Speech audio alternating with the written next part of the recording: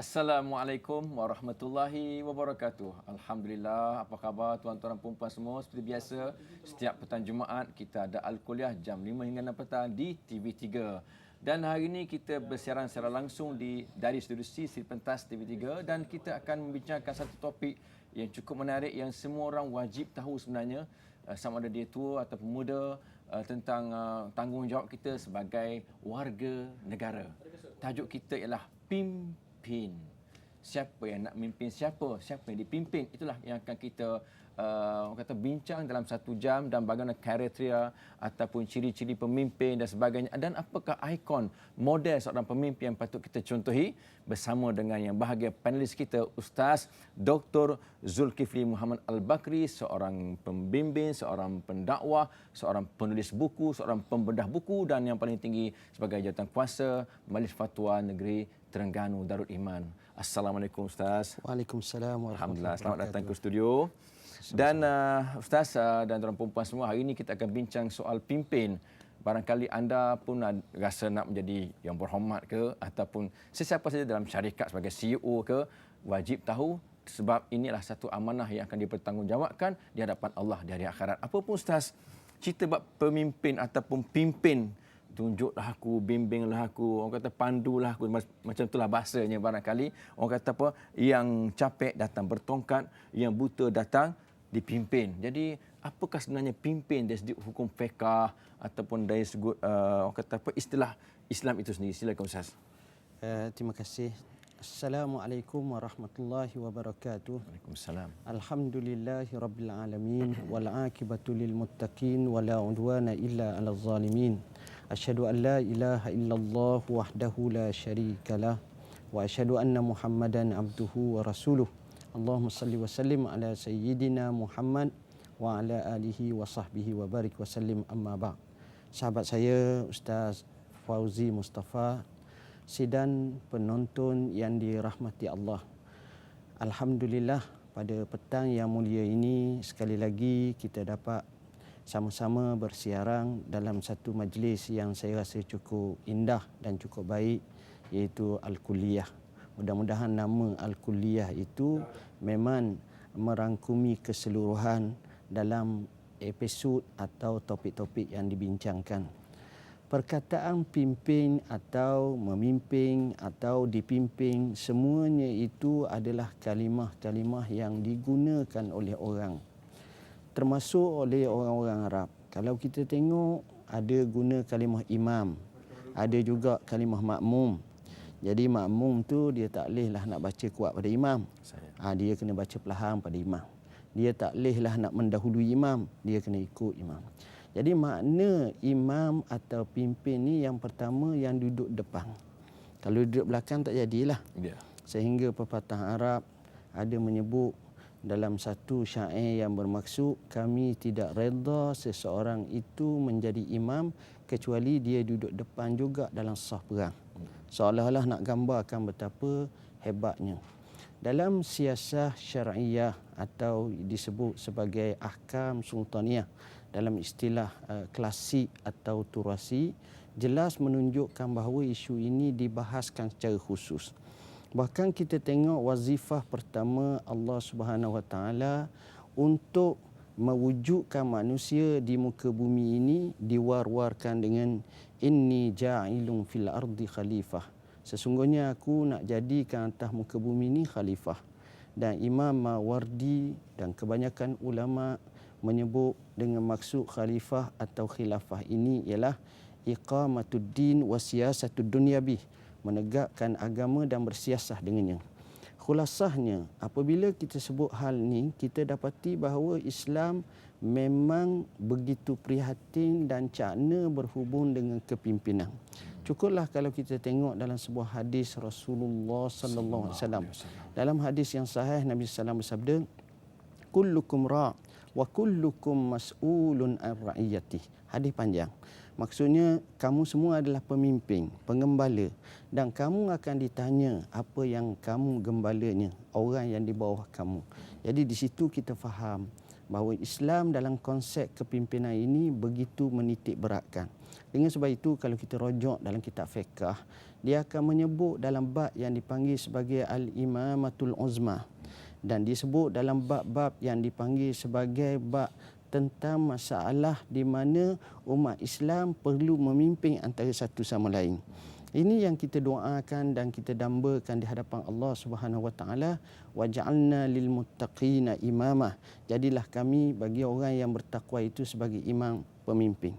Allah Subhanahu Wa Taala menyebut dalam nas yang lain, waja'alna minhum a'immatan yahduna bi amrina lamma sabaru wa kanu bi ayatina yuqinun.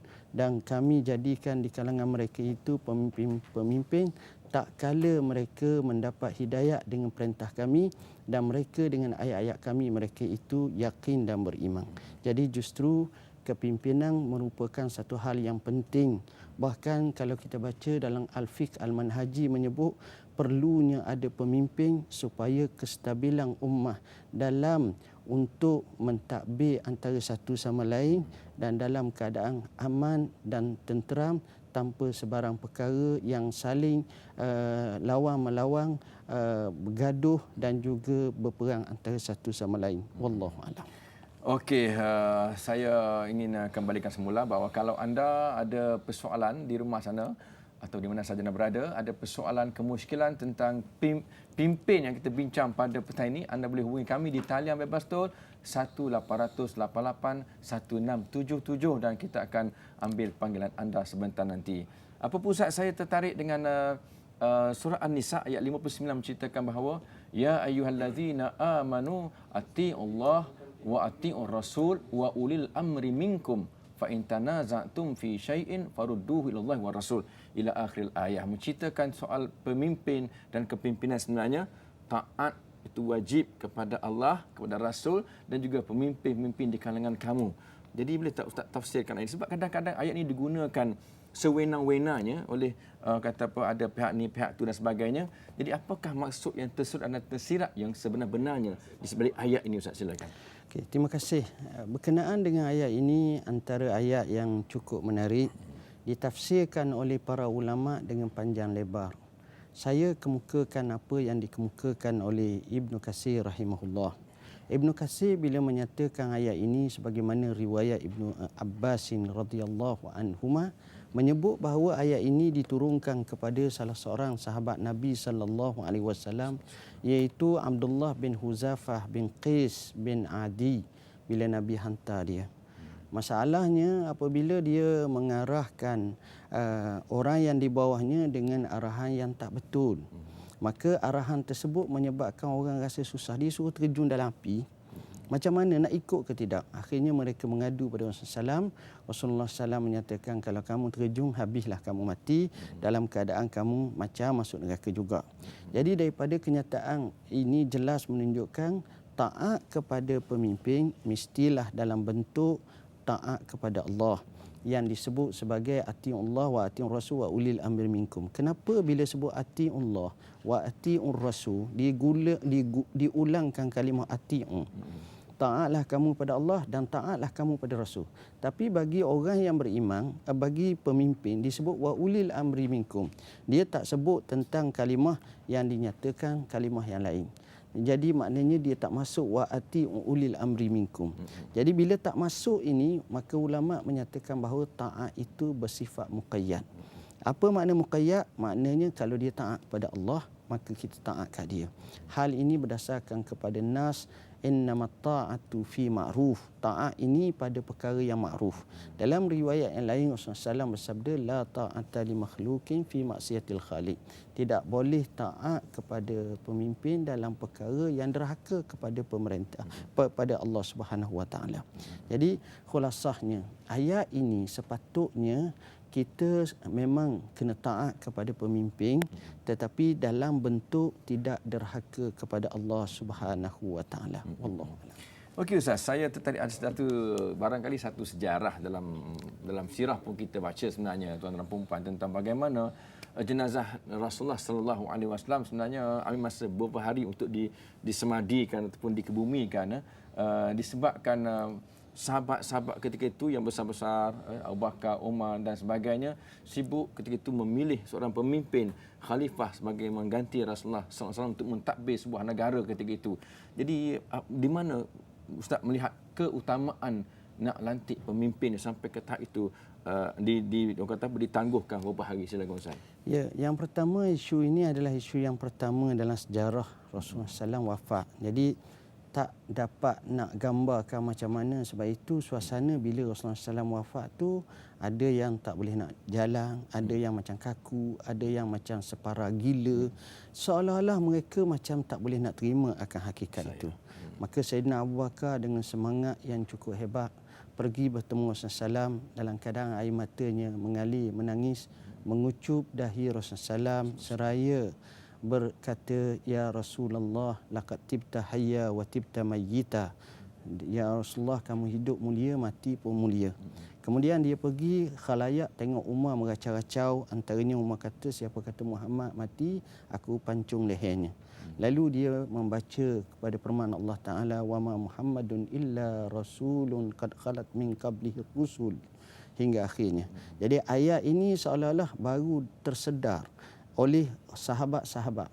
Lalu dia menyebut antara lain, kata Abu Bakar, "Man kana ya'budullah fa innallaha hayyul la yamut wa man kana ya'budu Muhammadan fa inna Muhammadan qad mat." Siapa sembah Allah, Allah hidup dan tak mati selama-lamanya. Sedangkan siapa sembah Muhammad, Muhammad mati. Jadi di situ bila dia redakan keadaan itu, maka timbul masalah pelantikan. Maka dia beri lagi satu pendapat al-khilafatu min Quraisy, satu riwayat al-a'immatu min Quraisy, sehingga selesai. Kemudian baru dikebumikan. Di sini menunjukkan pada kita betapa kepimpinan adalah amat penting. Kerana nak meredakan dan menstabilkan suasana yang berlaku. Sebab bila tak ada pemimpin, pimpinan tak ada, masing-masing akan tidak ada kepada siapa untuk ditaati. Makin pada masa itu mungkin akan berlaku antara satu sama lain pertelingkahan dan membawa kepada perkara-perkara yang tak baik. Jadi atas asas inilah kita tengok betapa pentingnya bagaimana sahabat-sahabat melantik khalifah dahulu, dan ini juga menjadi hujah di kalangan ahli sunnah wal jamaah betapa pentingnya pelantikan khalifah atau kepimpinan dalam masyarakat kita. Wallahu a'lam. Alhamdulillah, sudah jelas sebenarnya apakah sebab kelewatan tersebut. Sebenarnya melantik pemimpin itu sebenarnya satu keutamaan dalam agama Islam. Apa pun Ustaz, kita berehat seketika dan kita kembali selepas ini dengan tajuk kita, Pimpin. والليل نجا من وفرته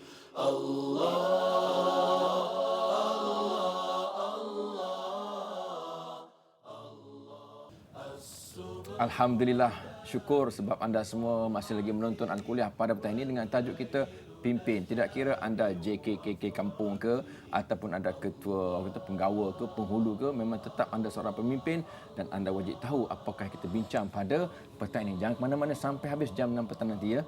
Apapun saya tertarik Ustaz, bila sebut pemimpin ini sebenarnya dia tidak hanya kepada yang berhormat ataupun pemerintah tertinggi, tapi dia melibatkan suami pun ia juga, melibatkan imam masjid pun ia juga, dan sampai peringkat panglima tentera pun ia juga Ustaz, tuan-tuan perempuan ya. Dan saya tertarik Ustaz satu kisah bagaimana masa zaman Umar bin Al-Khattab radhiyallahu anhu, beliau pernah melucutkan jawatan sebagai panglima tentera daripada seorang panglima namanya Khalid bin Al-Walid semasa perang Yarmouk Ustaz.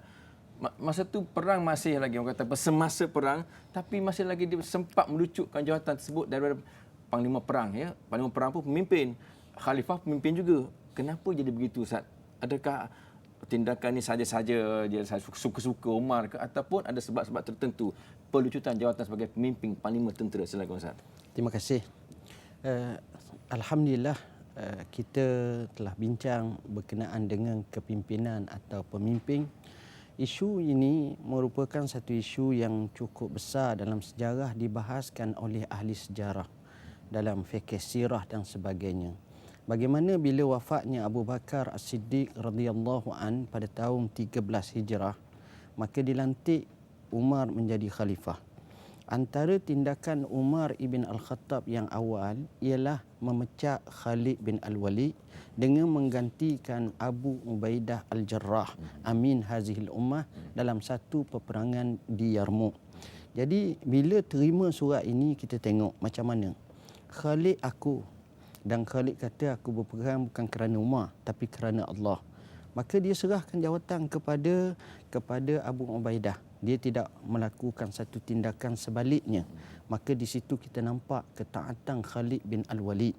Bahkan setengah riwayat menyatakan seolah-olah Sayyidina Umar merasakan bahawa memang perlu Khalid dilantik semula selepas daripada beberapa ketika. Yang kedua, setengah ulama menyatakan bahawa Khalid bin Al-Walid ini biasanya bila dia perang, dia menang. Setiap kali dia pergi perang, dia menang. Sehingga seolah-olah membawa satu fahaman di kalangan sahabat-sahabat, seolah-olah Khalid menang Khalid. Jadi pada masa itu bergantung pada Khalid lebih daripada bergantung pada Allah. Jadi atas asas itu kita bimbang, kok kalau macam ini maka membawa kepada satu i'tiqad atau satu keyakinan yang tidak tepat dengan selari sebenarnya. Sebab memang Khalid ini kita dapati berdasarkan kepada strategi perang, dia memang luar biasa. Bahkan dalam sejarah Islam, bila Khalid datang sahaja perang, orang dengar nama dia pun orang takut. Ini general yang hebat. Okey Ustaz, sebelum Ustaz sambung tentang general yang hebat ini, kita ada satu pemanggil Ustaz. Okey. Encik Muhammad di talian sekarang. Assalamualaikum Encik Muhammad. Assalamualaikum. Ya. Teruskan Encik Muhammad. Ya. Assalamualaikum. Waalaikumsalam warahmatullahi wabarakatuh. Teruskan. Okey. Saya Muhammad daripada Sandakan. Sandakan Sabah. Okey, apa cerita Encik Muhammad? Okey, cerita dia macam beginilah. Ya. Saya ada satu soalan. Saya. Okey. Ini cerita pasal pemimpin kan. Saya. Jadi saya nak tanya, okey, kalau pemimpin seperti di zaman-zaman Rasulullah dahulu, Ya. okey, Rasulullah itu sendiri akan contohnya dalam majlis-majlis agama, kan, dia akan menjadi contohlah. Jadi bagaimana pula perbezaan antara pemimpin pada zaman itu dan juga zaman sekarang ni? Okey, itu saja ya. Itu saya soalan Terima kasih saya. Encik Muhammad. Assalamualaikum. Salam. Saya faham Ustaz tentang apa tersirat dan terbuku dalam hati Encik Muhammad sebenarnya ya. Dia mengharapkan agar pemimpin-pemimpin kita lebih ramai lagi mencuti Rasulullah, iaitu menjadi imam sembahyang, boleh bagi tazkirah barangkali, boleh baca khutbah di atas mimbar macam Nabi buat, Khulafa' Ar-Rasyidin buat ya. Contoh begitu. Bukan saja sekadar di padang saja tapi juga dalam masjid dia pun jadi pemimpin juga Ustaz. Jadi apa komen Dr. Zul, silakan. Ya, yang pertama berkenaan dengan isu seperti ini, kita tengok syarat-syarat kelayakan untuk menjadi pemimpin. Sebahagian ulama seperti apa yang disebut oleh Imam Mawardi dalam Ahkam Sultaniyah dan ramai lagi menganggap bahawa antara syarat kepimpinan itu ialah mesti alim, mesti faham agama, mesti mampu untuk melakukan apa-apa tindakan. Dia ada semangat yang kental, lelaki dan sebagainya. Walaupun ada khilaf. Cuma sebahagian ulama yang lain menganggap kalau mereka tidak sampai ke tahap alim dan ahli ijtihad, boleh ke tidak dia menjadi pemimpin? Kata ulama, hukumnya dibolehkan berdasarkan kepada senario selepas daripada zaman Khulafa'ur Rasyidin, sebahagian daripada zaman Umayyah, kemudian selepas daripada itu ada yang tidak begitu faham atau begitu alim sebagaimana alimnya sahabat-sahabat Nabi. Jadi pada masa itu ulama menyatakan jika sekiranya mereka beristinas atau mereka ini berjinak atau kita kata menggunakan awannya atau pembantunya, bitanahnya daripada para ulama, maka hukumnya dibolehkan. Umar bin Abdul Aziz sekalipun hebat dan dia ni termasuk dalam ahlul ijtihad, tetapi dia ada penasihat yang baik, guru yang baik. Antaranya Ubaidillah bin Abdullah bin Utbah bin Mas'ud. Ubaidillah bin Abdullah bin Utbah bin Mas'ud, di mana dia ni seorang buta tapi orang alim besar di kota Madinatul Munawwarah. Sehingga kata Umar bin Abdul Aziz, la majlisu Ubaidillah bin Abdullah bin Utbah bin Mas'ud ahabbu ilayya min alfi dinar. Bahawa aku berada dalam majlis Ubaidillah bin Abdullah bin Utbah bin Mas'ud ini lebih aku suka daripada aku memperolehi 1000 dinar. Apa makna? Ertinya dia juga minta pandangan dan bantuan daripada tokoh-tokoh ulama, termasuk Rajab bin Haywah dan ramai lagi di kalangan fuqaha us-sab'ah, ulama yang alim di kota Madinah 7 orang dan lain-lain lagi. Jadi di situ bagi saya tak jadi masalah. Cuma yang paling baiknya ialah kata ungkapan ulama, sebaik-baik pemimpin yang sentiasa mengambil para ulama atau mendengar buah fikirannya, dan ini antara menyebabkan apa tindakannya sentiasa dipimpin, dipandu dan didapat hidayah taufik daripada Allah Rabbul Alamin. Kalau macam itu tak jadi masalah. Wallahu a'lam. Okey, sudah terjawab insya-Allah persoalan Encik Muhammad dari Sandakan Sabah tadi. Apa pun dari Sandakan kita pergi ke kameran Hello Ustaz. Ya. Kita kutip daun teh. Ya. Boleh saya? Bersama dengan Puan Hajah Sharifah. Assalamualaikum Puan Hajah. Waalaikumsalam. Ya, silakan Puan Hajah, apa soalannya? Waalaikumsalam. Ya, silakan. Okey, saya nak bertanya 2 soalan kepada ahli panel doktor. Yang pertama, boleh ke wanita menjadi pemimpin? Okey. Boleh ke wanita menjadi pemimpin? Okey, lagi? Okey, soalan yang kedua, sekiranya dalam seminar itu saya selaku penceramah Ya. dan ahli panelnya adalah lelaki. Dari segi hukum bagaimana? Terima kasih. Okey, sama-sama. Assalamualaikum. Assalamualaikum warahmatullahi. Okey, ada 2 soalan Puan Hajah Sharifah Abdullah dari Kameran Hello Ustaz. Tentang yang pertama ialah boleh tak orang perempuan jadi seorang pemimpin? Dan yang keduanya, kalau orang perempuan jadi penceramah, barangkali yang mendengar itu laki-laki, adakah wajar ketika itu beliau naik atau pentas sebagai penceramah atau pembentang kertas kerja dan seminar sebagainya? Silakan Ustaz. Terima kasih. Adapun soalan yang pertama, ulama membahagikan kepada 2. Pemimpin utama atau ketua negara maka tidak dibolehkan di kalangan wanita. Ini berhujahkan kepada hujah hadis sahih Rasulullah SAW bersabda, riwayat Al-Bukhari, bila dikatakan bahawa datangnya berita kepada Nabi perempuan ataupun puteri Raja Parsi menjadi pemimpin. Maka Nabi SAW bersabda, lan yufliha qaumun wallau amrahum imra'ah. Tidak mendapat kegembiraan, kebaikan satu kaum itu kalau mereka melantik pemimpin di kalangan wanita. Di sinilah ulama menyatakan. Tetapi jika sekiranya peringkat biasa seperti kita katakan wakil rakyat atau menteri wanita dan sebagainya, kementerian, maka kebanyakan ulama berdasarkan kepada siasat syariah dan maqasid serta dalam keadaan maslahah ammah sekarang, mereka menganggap hukumnya dibolehkan. Inilah kebanyakan fatwa ulama mutaakhirin. Berkenaan dengan soalan yang kedua, penceramah ataupun ahli panel yang hadir itu umpamanya lelaki, dia perempuan, macam mana? Dalam masalah ini saya melihat bahawa selama mana yang berceramah itu alim, bijak, maka hukumnya dibolehkan. Kenapa? Asasnya kalau kita tengok dalam sejarah, Imam Syafi'i rahimahullah pernah belajar dengan Sayyidah Nafisah radhiyallahu anha, dan sejarah ini cukup menarik.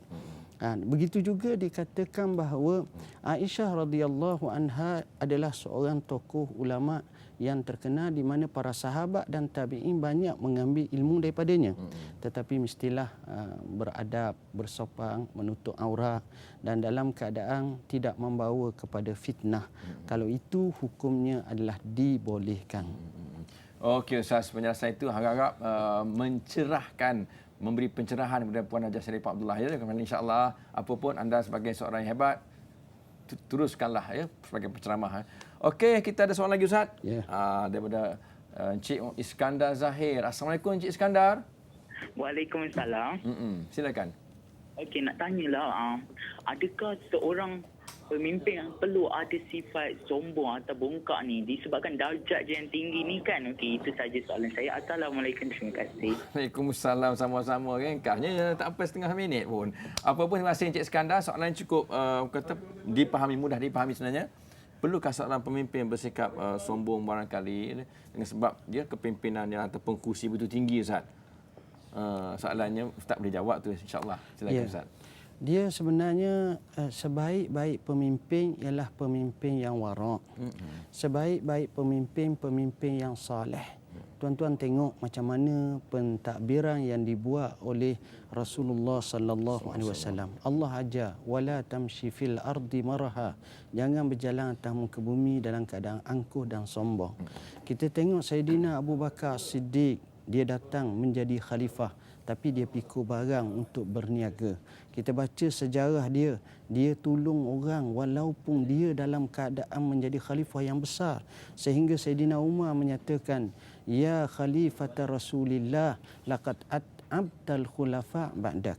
Wahai khalifah Rasulullah, kalau kamu buat macam inilah, tolong orang buta, orang susah waktu pagi macam ni, nescaya khalifah-khalifah yang datang selepas kamu akan penat, tak mampu nak ikut kamu. Saidina Umar ibn Al-Khattab, macam mana dia meraihkan dengan tafakun anir ra'iyah, dia jaga, dia tengok prihatin kepada rakyat-rakyatnya. Kita baca sejarah Nuruddin Az-Zanki, Mahmud Az-Zanki, seorang ulama, seorang pemimpin yang cukup hebat, dipuji oleh para ulama. Begitulah seterusnya. Dan biasanya dengan sebab cara dia wara', cara dia soleh ini, namanya walaupun pemerintahannya sedikit tapi akan dikenang sepanjang zaman. Bacalah sejarah Umar ibn Abdul Aziz. Macam mana sejarah dia? 2 tahun sahaja pemerintahannya. Tetapi kesan daripada itu, dia telah melakarkan sejarah yang patut ditulis dengan tinta emas. Orang tanya apa kelebihan Umar bin Abdul Aziz? Dia sebelum jawatan, dia kaya. Puluhan ribu ada asetnya. Tapi selepas daripada dia memegang jawatan, hanya tinggal dalam 17 dinar sahaja yang difaraidkan untuk anak dan isterinya. Tapi tengok macam mana apabila dia mempunyai keyakinan kepada Allah Subhanahu Wa Taala, sifatnya dengan rakyat dia, sehingga rakyatnya semua suka. Bahkan saya petik satu kisah, bila dia meninggal dunia, maka seorang rahib Nasrani menangis. Lalu orang Islam tanya, kenapa kau menangis sedangkan dia ni betul, kata dia, tetapi dia ni orang baik. Tetapi dia ini orang yang kasih kepada rakyatnya. Bahkan musuh-musuh dia bila sampai kepada Maharaja Rom cerita tentang Umar ibn Abdul Aziz mati, dia menangis. Dia sedih. Dia kata ini orang yang baik. Jadi di situ kita nampak rupa-rupanya orang yang melaksanakan sifat yang seperti itu dengan seikhlas mungkin, maka insya-Allah kita akan memperolehi baldatun tayyibatun wa rabbun ghafur. Wallahu a'lam. Alhamdulillah, mudah-mudahan semua pemimpin kita warak-warak ataupun mengasihi rakyatnya, tidak ada perasaan sifat sombong yang memang tidak disukai oleh Allah, tidak disukai oleh manusia mana sekalipun. Apapun tuan-tuan puan-puan, kita berehat sekali lagi dan kita kembali selepas ini dengan tajuk kita, Pimpin.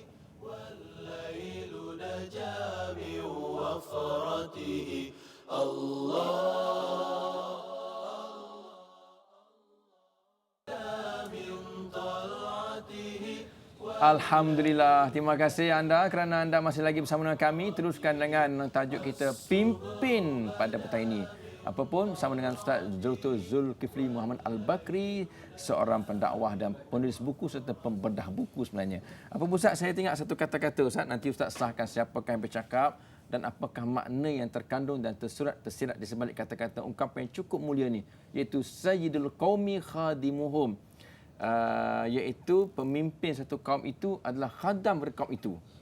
Pemimpin itu adalah sebenarnya khadam. Jadi apa maksud Ustaz? Siapa yang bercakap? Silakan Ustaz. Okey, terima kasih kepada sahibul fadilah Ustaz Fauzi Mustafa, sidang pendengar penonton yang dirahmati Allah sekalian. Alhamdulillah kita masih lagi bersiaran dalam Al-Kuliah.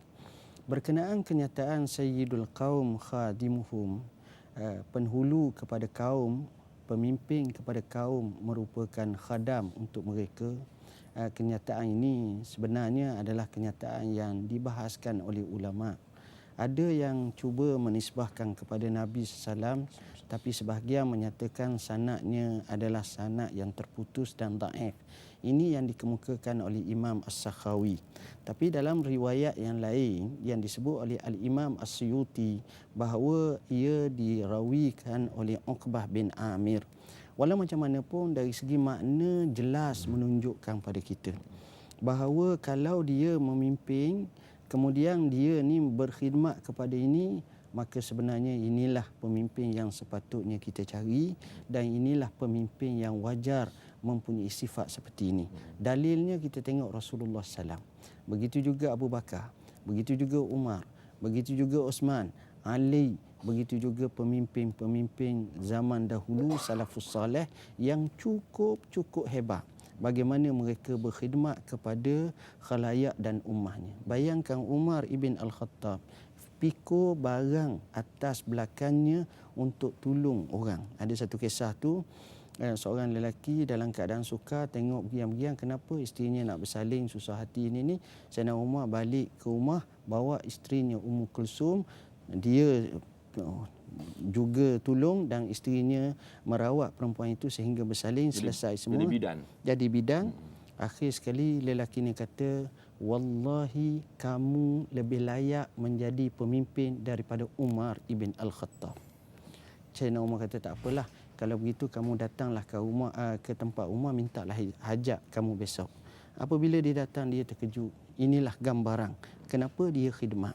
Begitu juga kita tengok dalam sejarah macam mana Sayyidina Abu Bakar As-Siddiq radhiyallahu an begitu banyak berkhidmat kepada rakyat dia, kepada orang tua, kepada masyarakat dan sebagainya. Jadi memang ini kalau dapat dilaksanakan, bukan kita kata makin hina, tapi makin tinggi kedudukannya di sisi Allah Subhanahu wa taala. Sebab itulah saya secara peribadi menyatakan bahawa memang sewajarnya ada sifat yang seperti ini kita tanam dalam jiwa kita dan diri kita. Kerana kalau orang macam ini, maka sudah pasti dia akan meninggalkan satu sejarah yang baik dan satu qudwah dan uswah yang baik. Lebih besar daripada itu, dia akan mendapat mardatillah. Ini banyak berlaku dalam sejarah Islam. Bacalah sejarah Sultan Muhammad Al-Fatih, Salahuddin Al-Ayyubi dan ramai lagi tokoh-tokoh yang lain. Wallahu a'lam. Alhamdulillah. Artinya Ustaz, tuan-tuan dan puan, artinya pemimpin yang sejatilah yang jadi hamba di rakyat lah. Ya? Kalau pergi kedai makan tu, dia akan belanja semua orang lah. Contohlah. Ya? Jadi Ustaz, saya sebenarnya, yalah, kalau setengah-tengah ada pemimpin, Ustaz goyang kaki rumah je. Tunggu masalah rakyat kadang-kadang. Ya? Tapi eloklah kita jumpa rakyat sebab kita khadam rakyat sebenarnya. Apa pun Ustaz, saya tertarik dengan sejarah Nabi SAW. Kita patah balik zaman Nabi Ustaz. Bagaimana Nabi itu memang manusia pemimpin yang dedikasi, ada integriti Ustaz. Semua orang hormat Nabi, semua orang respect Nabi, sehingga kan kalau kita lihat di kota Madinah dalam perempuan, ya, macam mana ada kaum Yahudi, ada kaum munafik lagi, ya, termasuklah kaum suku-suku Arab, ya, kabilah-kabilah Arab yang memang sentiasa bergaduh lah. Macam Nabi boleh orang kata apa jadi pemimpin di tengah-tengah kelompok macam tu, dan bagaimana kita nak terjemah dalam konteks kita sekarang Ustaz di Malaysia ni dengan bermacam-macam bangsanya, sukunya dan macam-macam kaumnya, dengan budayanya, dengan agamanya, dengan bahasanya. Macam mana Ustaz? Silakan. Ya, saya sebenarnya bila soalan seperti ini, saya rasa sewajarnya kita memahami asas awalan dahulu. Iaitu bila Rasulullah SAW sampai kota Madinah, Rasulullah SAW telah membentuk satu perlembagaan Madinah. Jadi perlembagaan ini jelas menunjukkan hak rakyat, di mana hak itu kadang-kadang tak mengenali bangsa, bahasa dan juga agama. Sebab itu ada hak. Bahkan Nabi SAW bersabda dalam satu hadis yang cukup tegas menggambarkan hak walaupun mereka ini biasa dan bukan seagama dan juga sebangsa. Apa kata baginda SAW? Man aza zimmiyan faqad azani. Siapa yang menyakiti orang zimmi ataupun kafir zimmi, seolah-olah dia menyakitiku. Jadi di situ Rasulullah SAW prihatinkan dan cuba kemukakan ada beberapa perkara penting. Pertama adalah keadilan. Dia cuba terapkan antara semuanya itu supaya berlaku adil. Yang kedua, sawasi. Apa makna sawasi? Sawasi ini persamaan. Dia banyak kali menyebut kullukum min adama wa adama min turab la fadla li arabiyyin ala ajamiyyin illa bittaqwa. Kamu semua daripada Adam daripada tanah. Kita asal daripada unsur yang sama. Jadi kenapa kita nak bangga nak lebih sangat? Walaupun dia Arab, dia bukan Arab, tak ada kelebihan. Kelebihannya kayu ukurnya lain, namanya takwa kepada Allah. Yang ketiga, baginda sallallahu alaihi wasallam dia mengasihi kepada ummahnya. Dia mengasihi kepada rakyatnya. Jadi bila rasa kasih, sifat manusia, apabila hati, dia akan kembali kepada hati. Dia tak akan sekadar kata orang manis mulut, tidak. Jadi orang tengok. Contohnya Abdullah bin Salam rahimahullah radhiyallahu an, masa itu dia bukan Islam. Dia seorang pendeta Yahudi yang terkenal. Bila dia nampak Rasulullah SAW datang kota Madinah, first time dia nak tengok adakah ini temberang ke, pembohong ke atau sebenarnya. Dia tengok, dalam hatinya dia tetap menyatakan, apa kata dia? Araftu annahu laisa biwajhin kazib. Aku tahu dia ni bukan muka penipu, muka temberang. Jadi rupa-rupanya cakapan tu betul ataupun benar, suka. Perbuatan benar lagi suka. Dengan percakapan benar dan perbuatan benar akan melahirkan muka tu muka benar. Dia nak muka benar ni payah tuan-tuan. Jadi kadang-kadang muka ni kadang-kadang separuh benar. Ini banyak. Dan kadang-kadang tak berapa nak benar. Banyak lawak lah, banyak ni lah. Jadi di sinilah kita tengok sifat seperti itu. Orang percaya dan orang yakin. Saya nak sebut satu kisah yang terakhir lah mungkin hak bahagian ni. Contohnya, macam mana? Apabila satu lagi tambahan, pemimpin itu integriti tinggi. Dia dipanggil apa? Iffatur ra'iyah. Iffah ni maknanya integriti, akhlak baik. Satu kisah Syekh Muhammad Al-Ghazali, mufakir Islami terkemuka, cerita jatuhnya kerajaan Persia di mana ada dua punsu besar, kalau kita tengok dua kontena besar daripada emas yang dibawa ke kota Madinah. Bila dibawa ke kota Madinah, ada audit, cek dengan kertasnya. Ditransfer ke kota Madinah, sampai kat Sayyidina Umar tengok satu gelang cincin pun tak hilang. Sayyidina Umar tepuk dahi. Allah, apa benda ni? Tepuk dahi apa ni? Siapa satu pun, kalau secekak pun tak apa. Jauh. Dia tak ada, zaman dulu tak ada Korea. Tak ada yang orang panggil apa ni, bos laju dan sebagainya. Apa yang berlaku, hadirin hadirat yang dirahmati Allah. Sayyidina Umar sebut banyak kali. Pelik, ajaib. Kenapa integriti sangat ni? Kalau kita kenapa tak berapa sangat ni? Kenapa sangat? Akhirnya Sayyidina Ali beri satu pengajaran kepada Sayyidina Umar. Sayyidina Ali kata, ya Amiral Mukminin, laqad affafta fa'affatir ra'iyah. Wahai Amiral Mukminin, kamu ni bersifat terlalu integriti, amanah, maka rakyat kamu pun jadi amanah. Jadi ini kesan yang kita dapati bahawa penting dalam kehidupan kita amanah. Bila kita amanah, rakyat kita amanah. Bila kita amanah, anak kita amanah, isteri kita amanah, dan dia tak akan jadi temberang dan bohong. Inilah yang patut kita mula daripada hati kita, daripada jiwa kita. Wallahu a'lam. Okey, Ustaz, yang penting ada integriti bagi seorang pemimpin dan ada amanah. Apa pun tuan-tuan perempuan, kita berhak sekali lagi yang tajuk kita pemimpin. Jumpa selepas ini insya-Allah.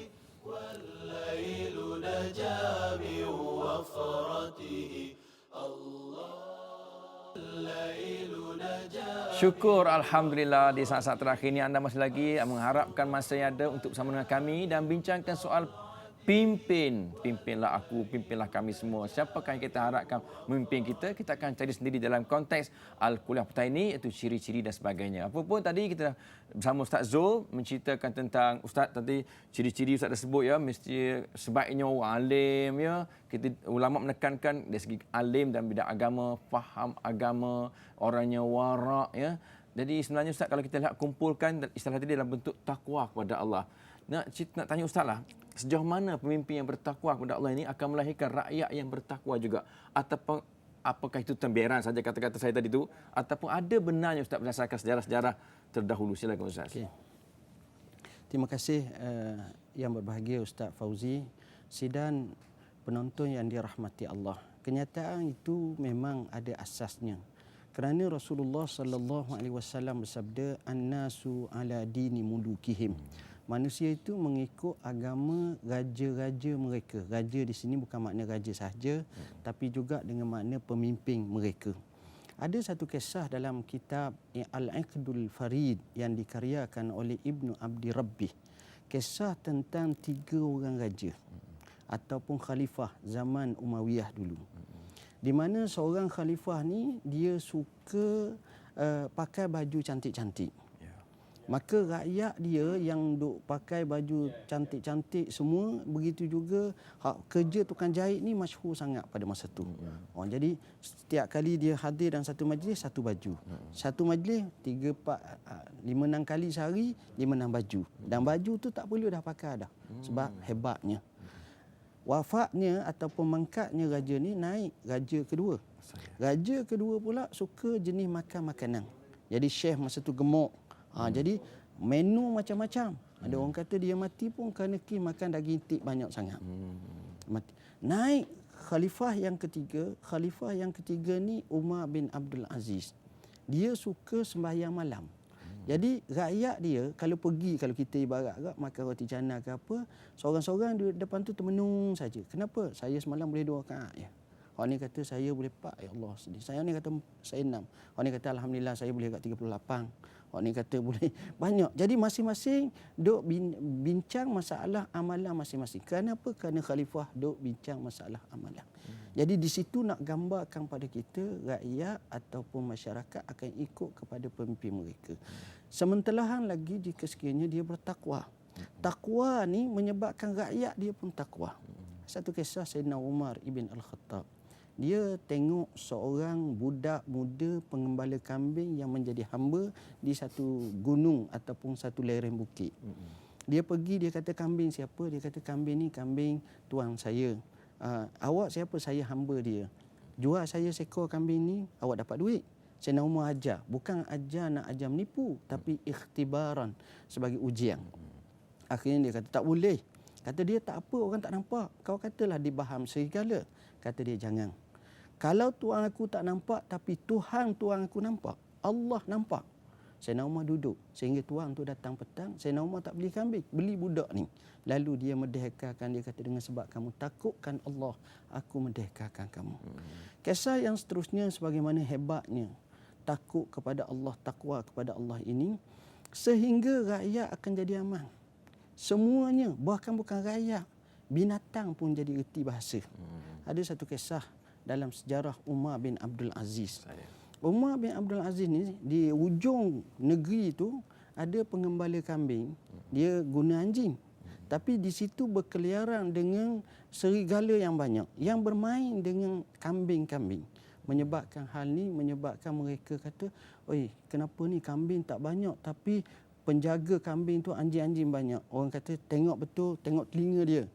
Rupa-rupanya telinganya bukan telinga kambing, telinga anjing tapi telinga serigala. Terkejut dia. Kenapa serigala boleh bersama dengan kambing?